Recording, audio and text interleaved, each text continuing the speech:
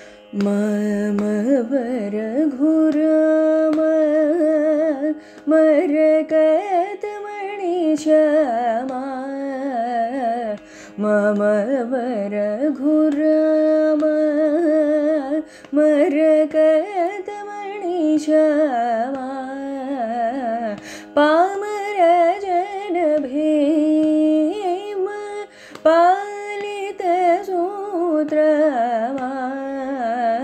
मम वरघुराम मरकतमणिश्यामा मम वरघुराम.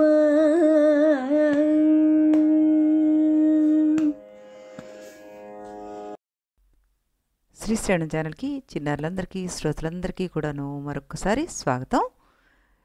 ఇప్పుడు విన్న మనం ఈ కీర్తన త్యాగరాజస్వామి వారి కీర్తన, రాగం సారంగ. పాడినవారు పావని. ఆ అమ్మాయికి మరొకసారి అనేక అభినందనలు తెలుపుతూ మనం ఈరోజు యోగ వాసిష్ఠ కథలో ముందుకు వెళ్ళిపోదాం. నిన్న శ్రీరాముడు వారి వైరాగ్యం గురించి అంతా విన్నాం కదా మనం. ఇప్పుడు సభలో ఉన్న వాళ్ళందరూ కూడాను ఆయన గురించి ఏమనుకుంటున్నారు, ఆయనతో ఏమంటున్నారు, ఈ విషయాన్ని మనం తెలుసుకుందాం. చూడండి, మనకి ఇప్పుడున్న ఈ జనరేషన్లో ఎవరైనా చిన్నపిల్లలు చక్కగా ఆలోచిస్తే మనం ఎంతో అభినందిస్తూ ఉంటాం. అలాగే వాళ్ళ జనరేషన్లో కూడాను, ఆ యుగంలో కూడాను 12 ఏళ్ల శ్రీరామచంద్రుడు మహాతపస్సుల కంటే కూడాను మిన్నగా ఇంతటి తత్వవేచన చేసేసరికల్లా రాజ్యసభలో ఉన్న బ్రహ్మవేత్తలంతా ఆశ్చర్యపోయారట. అక్కడ ఆకాశంలో సిద్ధులు, గంధర్వులు మొదలైన వారు ఉంటారు కదా, వాళ్ళందరూ దీనికోసం ఎదురు చూస్తున్నారు కాబోలు అన్నట్టుగా ఈ మాటలు వినగానే ఆయన మీద పుష్పవర్షం కురిసిపోయిందట. ఇంతే కాకుండా నారద, వ్యాస, పులహాది మహర్షులు కూడా ఆ సమయానికి ఆకాశ మార్గంలో అక్కడికి విచ్చేసి ఆ ప్రసంగం అంతా విన్న తర్వాత ఆయన్ని సాధు సాధు అంటూ మెచ్చుకున్నారట. ఈ సంకట పరిస్థితిలో వశిష్ఠ విశ్వామిత్రులు ఏ రకంగా సమాధానం చెబుతారా అంటూ వ్యాసాది మహర్షులు కూడాను ఉత్కంఠంగా ఎదురుచూడటం మొదలుపెట్టారు. ఇంతలో దశరథాదులు ఆకాశంలో ఉన్న మహర్షులను చూసి వారందరికీ స్వాగతం పలికి సభలో ఉచితాసనాలు వేసి వాళ్ళని కూర్చోపెట్టారట. ఇక్కడ మనకు ఒక పెద్ద సందేహం వస్తుంటుంది. శ్రీరాముడేమో త్రేతాయుగాంలో జన్మించినవాడు, వ్యాస మహర్షి ఏమో ద్వాపరయుగాంతంలో జన్మించినవాడు. శ్రీరామ సభలోకి వ్యాసుడు ఎలా వచ్చాడు, ఇదేమిటి ఇలా చెప్తున్నారు అని అనుకుంటారు కదా. అసలు విషయం ఏంటంటే, వ్యాసుడు అనేది ఒక పదవే కానీ ఒక వ్యక్తి యొక్క పేరు కాదు. ప్రస్తుతం బ్రహ్మదేవుడి యొక్క 51వ సంవత్సరంలో మొదటిదైన శ్వేత వరాహ కల్పం నడుస్తోంది. దానిలో ఇప్పటికీ 6 మన్వంతరాలు గడిచి 7వదైన వైవస్వత మన్వంతరం గడుస్తుంది. ఈ వైవస్వత మన్వంతరంలో 27 మహాయుగాలు గడిచి 28వ మహాయుగం గడుస్తుంది అనమాట. ఈ 28వ మహాయుగంలో కృత, త్రేత, ద్వాపర యుగాలు మనకు గడిచిపోయాయి. ఆ ద్వాపర యుగాంతంలో జన్మించిన వ్యాస పదవిని స్వీకరించిన మహానుభావుడు పేరేమో కృష్ణద్వైపాయనుడు లేదా బాదరాయనుడు. ఇప్పటి ఈ వేదవ్యాసుడు రాబోయే సావర్ణి మన్వంతరంలో సప్త ఋషుల్లో ఒకడుగా పదవిని పొందుతాడని మనకి భాగవతంలో చెప్పబడిందనమాట. అంటే ప్రతి ద్వాపర యుగాంతంలో ఒక వ్యాస భగవానుడు జన్మిస్తూనే ఉంటాడు. అలా వ్యాస పదవిని స్వీకరించిన మహానుభావుడు దీర్ఘజీవై ఏవేవో ఉత్తమ పదులను ఉత్తరోత్తర కాలాల్లో పొందుతూనే ఉంటాడని పురాణాలు మనకు చెప్తున్నాయన్నమాట. కనుక వ్యాసుడనే మాట వినగానే అది వ్యక్తి పేరు అనుకొని నిర్ణయాలు చేయడం ఎంతవరకు సముచితమో అన్నది మనం ఈ గ్రంథాలు తెలుసుకోవడం ద్వారా ఆలోచించాల్సిన విషయం అన్నమాట. వెనక ఎప్పుడో జరిగిన సమావేశానికి జిల్లా కలెక్టరు అధ్యక్షత వహించాడని చెప్పుకుంటూ ఉంటాం మనం. ప్రస్తుత కలెక్టరే ఆ సభకు అధ్యక్షత వహించాడని అనుకోవడం బాగుంటుందా? అలాగే ఈ రామసభకు వ్యాసుడు వచ్చాడంటే మొదట ద్వాపరాంతంలో పుట్టిన వ్యాసుడే వచ్చాడు అని అనుకోవడం బాగోదు. ఆ వెనుకటి యుగాలలో వ్యాసులలో ఒకానొక వ్యాసుడు ఈ రామసభకు ఇచ్చేశాడు అన్నది మనం తెలుసుకోవాలన్నమాట. ఈ విషయం గురించి అసలు ఈ గ్రంథంలోనే శ్రీరాముడే ఒక ప్రశ్న వేస్తాడు. అది రాబోతుంది. దాని సమాధానం కూడా మనం చక్కగా తెలుసుకుందామే. వాల్మీకి మహర్షి ఈ సందర్భంగా ఆ సభకు విచ్చేసిన మహాత్ముల పేర్లను ఒక పెద్ద లిస్టు తయారు చేసి ఇచ్చారనమాట. దేవతలు, మునులు, గంధర్వులు మొదలైన వారంతా ఎన్ని రకాలుగా తమను ప్రశంసించినా శ్రీరాముడు అందుకు ఏమాత్రం సంతోషించలేదు, గర్వించలేదు. అప్పుడు నారద మహర్షి వశిష్ఠ విశ్వామిత్రుల వంక చూసి శ్రీరాముడికి సదుపదేశం చేయవలసిందిగా ప్రోత్సహించట.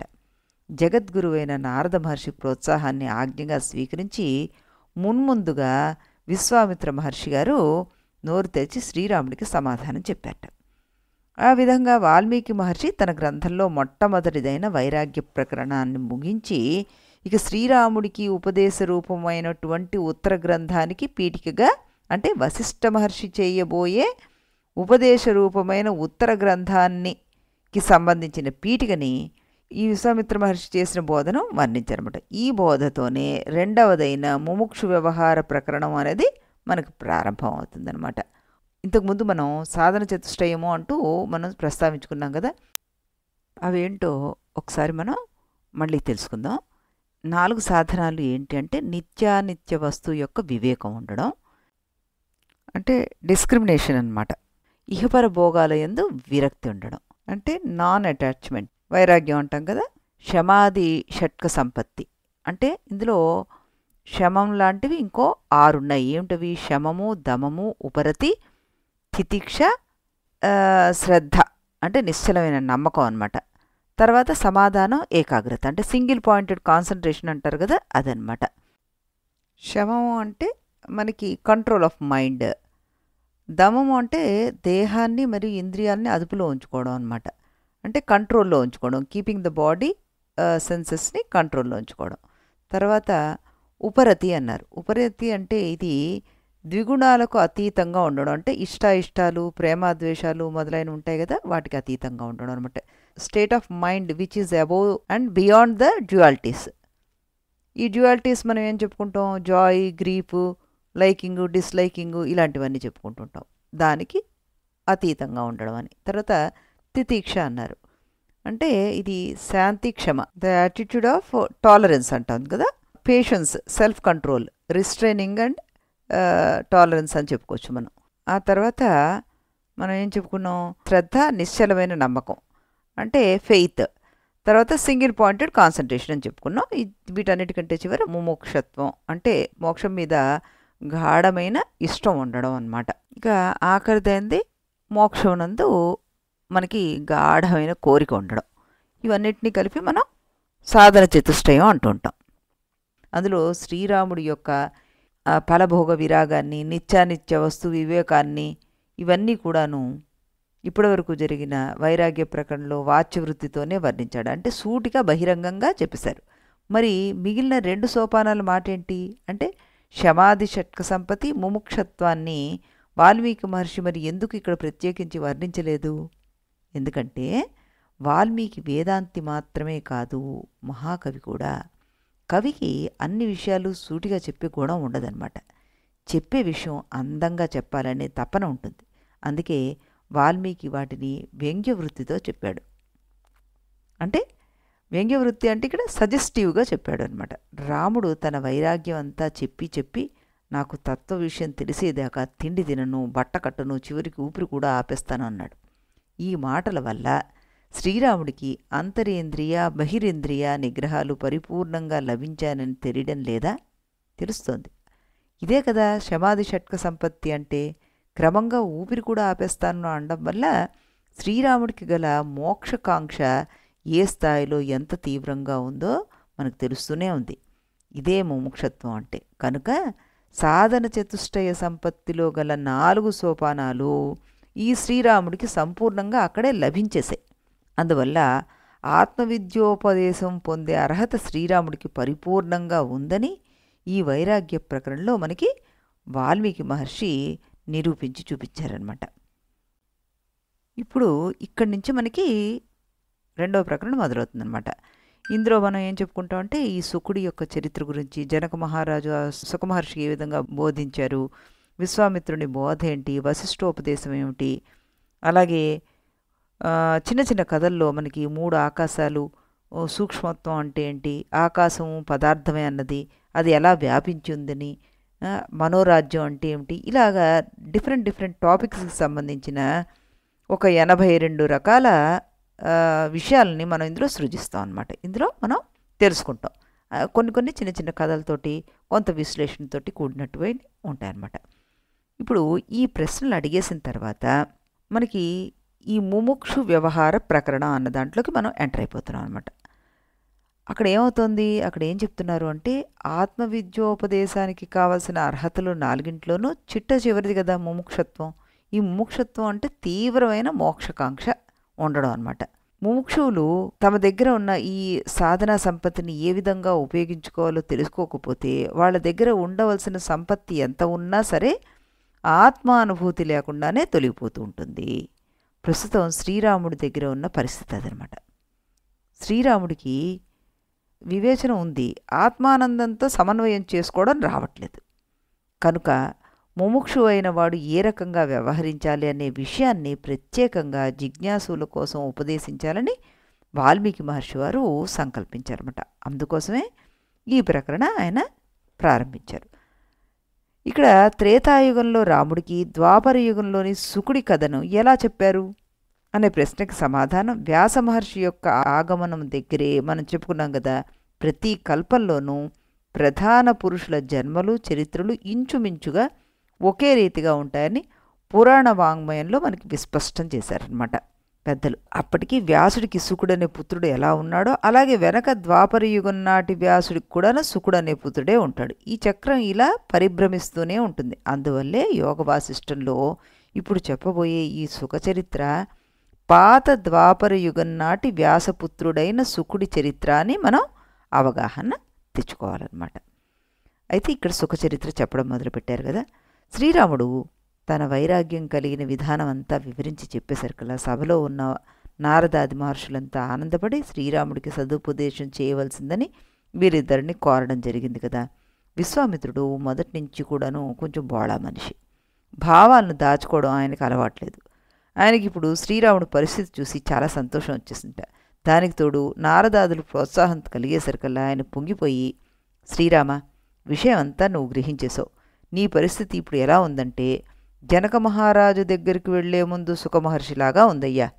ఈ జనక మహారాజు 2 మాటలు చెప్పేసరికల్లా శుకుడి మనస్సు మీద పై ధూళి ఏదైతే ఉందో అది ఇట్టే ఎగిరిపోయింది. ఇక అతనికి శాశ్వత శాంతి లభించింది. మేము కూడా నీ హృదయం అనే అద్దం మీద పట్టిన ఈ ధూళిని తుడిచేస్తాం చూడు, అదేమంత పెద్ద పని కాదు సుమా అన్నట్ట. ఆయన ఇలా ఏదో విషయాన్ని అందుకోబోయేసరికల్లా శ్రీరాముడు అడ్డు తగిలి, ఆగండి మహర్షి, శుకుడి మనస్సు మొదట విశ్రాంతిని పొందలేదని తర్వాత పరమ ప్రశాంతతను పొందింది అని చెప్తున్నారు కదా, అది ఎలా జరిగిందో దయచేసి వివరించండి అన్నట్ట శ్రీరామచంద్రమూర్తి. అప్పుడు ఆయన శుకుడి చరిత్రను వివరించి చెప్తున్నారు ఇక్కడ మనకి. శ్రీరామ, వ్యాసపుత్రుడైన శుకుడు తండ్రి దగ్గర ఉండి తపస్సు చేసుకుంటూ ఉండేవాడయ్యా. అయితే అతను కూడా నీలాగే లోకయాత్ర గురించి విమర్శ బయలుదేరి నీలాగే వివేకం కూడా కలిగింది.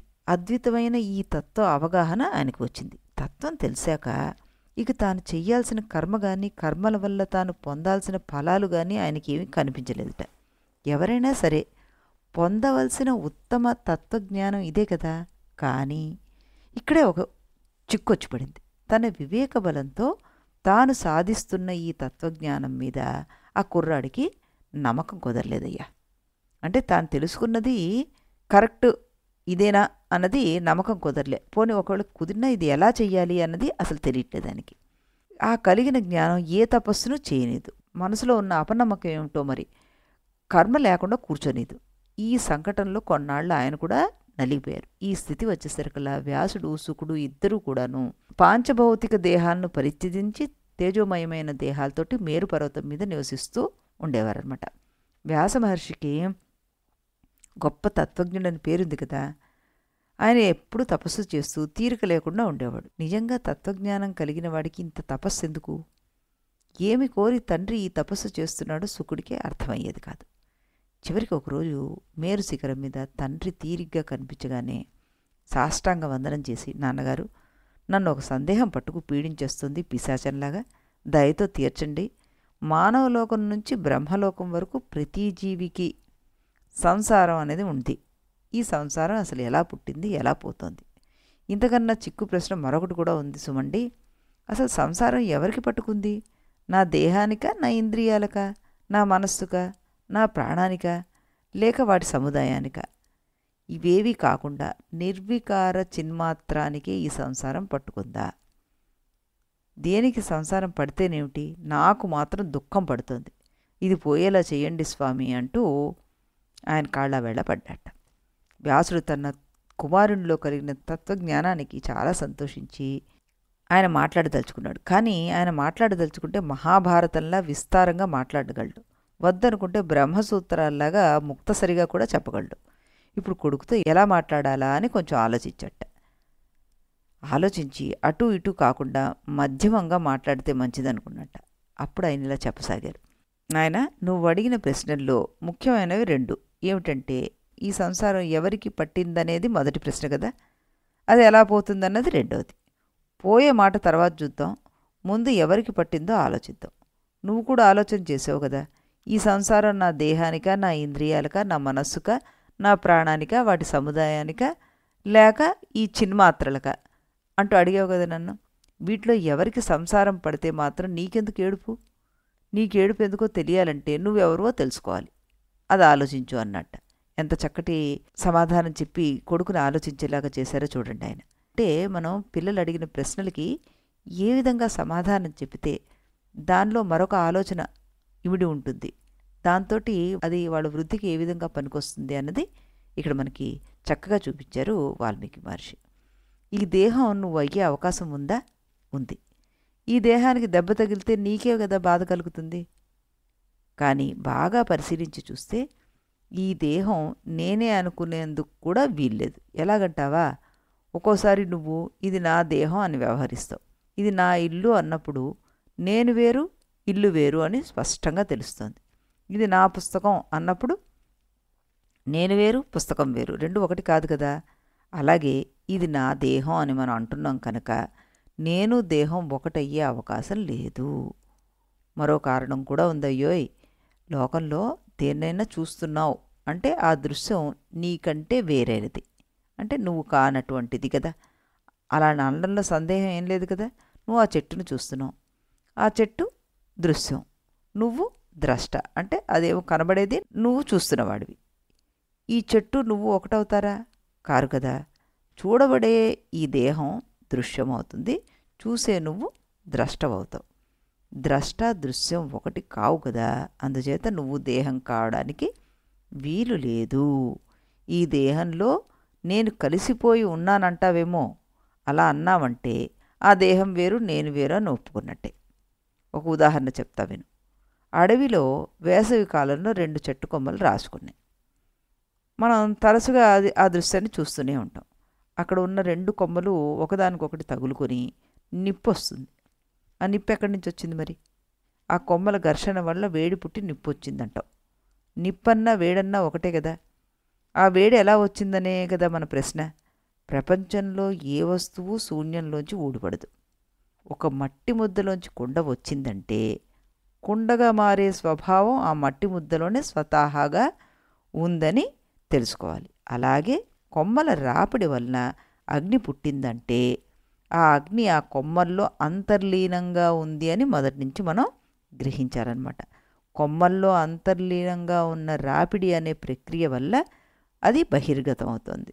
సరే, ఇప్పుడు కొమ్మ, అగ్ని అనే 2 వస్తువులు ఉన్నాయి. వీటిలో అగ్ని ఆ కొమ్మలో పూర్తిగా కలిసిపోయింది. ఇప్పుడు అగ్ని, కొమ్మ అనేవి వేరువేరు వస్తువులు అంటారా? ఒకే వస్తువు అంటారా? అగ్ని యొక్క స్వభావం కాల్చడం, కొమ్మ యొక్క స్వభావం కాలడం. ఈ 2 ఒకటనడం సాధ్యమా మరి? సాధ్యం కాదు. కొమ్మలోనే అగ్ని కలిసిపోయి ఉన్నా కూడా అగ్ని, కొమ్మ ఒకటి కావు. అలాగే దేహంలోనూ కలిసిపోయి ఉన్నా కూడాను నువ్వు ఈ దేహము ఒకటి అనడానికి వీలు లేదు అంటూ చక్కటి సమాధానం చెప్పారట. ఇంకా ఆయన ఏం చెప్తున్నారు, ఇంకొంచెం వివరిస్తున్నారు. ఈ విధంగా 3 దృక్కోణాలతోటి దేహము, నేను అనేవి వేరు వేరు పదార్థాలని మనకి నిశ్చయం అయిపోయింది కదా నాయన. వీటిలో నేను అని దేన్ని మనం వ్యవహరిస్తున్నామో అది ఒక చైతన్యము కల పదార్థం. అంటే అది స్వతంత్రంగా ఆలోచిస్తుంది, కదులుతుంది, సుఖదుఖాలను అనుభవిస్తుంది. దేహానికి ఈ లక్షణాలు ఏవీ ఉండవు. శరీరంలోంచి జీవుడు ఎగిరిపోగానే అది శవమై పడుంటుంది. మనం చూస్తూనే ఉన్నాం కదా. కనుక ఈ శరీరం జడం. జడానికి ఎక్కడైనా సంసారం ఉంటుందా? రాతి ముక్కకు సుఖదుఖాలు ఉంటాయా? కనుక సంసారం ఈ దేహానికి సంబంధించింది కావడానికి వీల్లేదు. ఇక ప్రపంచంలో పనులన్నీ చేసే ఇంద్రియాలున్నాయి. అవి నువ్వా? నేను చూస్తున్నాను, నేను వింటున్నాను అని నువ్వు అంటున్నావు కదా అని అనుకుంటే, నువ్వన్నా కన్నన్నా, నువ్వన్నా చెవ్వన్నా, నువ్వన్నా నోరన్నా, ఇలా ఏ ఇంద్రియం అయినా సరే ఒకటేనని నీ అభిప్రాయంలాగా కనిపిస్తోంది. కానీ కంటికి కొంచెం జబ్బు చేసింది, అది సరిగ్గా చూడలేకపోతుంది. అప్పుడు నువ్వేమంటావు? ఇప్పుడు నా కన్ను సరిగ్గా పనిచేయడం లేదంటావు. ఇందాక ఇది నా దేహం అన్నట్లుగానే ఇప్పుడు ఇది నా కన్ను అంటున్నావు. ఇది నా పుస్తకం అన్నట్లుగా ఉంది కదా ఈ మాట. అందువల్ల నువ్వు కన్ను ఒకటి కావడానికి అవకాశం కనిపించడం లేదు అంటూ ఆయన చక్కగా విషయాన్ని చెప్పడం మొదలుపెట్టారు. ఎంతో ఇంట్రెస్టింగ్గా ఆయన ఈ టాపిక్ని తీసుకుని చెప్తున్నారు. కాబట్టి మనం కూడాను అంతే ఇంట్రెస్టింగ్గా ఈ టాపిక్ పూర్తిగా ఈ అంశం గురించి, ఈ టాపిక్ గురించి చక్కగా నెమ్మదిగా తెలుసుకుందాం. ఎందుకంటే ఇదే ఆయువు పట్టు. కాబట్టి ఇది తెలుసుకుంటూ మనం ముందుకు వెళ్తే మిగతా కథ అంతా కూడా మనకి చాలా సులువుగా అర్థమైపోతుంది అనమాట. కాబట్టి ఆయన చెప్పిన ఈ అంశాన్ని మళ్ళీ మనం నెమరు వేసుకుందాం. రేపు మళ్ళీ ఇదే సమయానికి శ్రీరాములు వారిని స్తుతిస్తూ మరొక మంచి కీర్తనతోటి మన కార్యక్రమాన్ని మొదలు పెట్టుకొని ఈ కథలో మనం ముందుకు వెళ్ళిపోదాం. అంతవరకు సెలవు.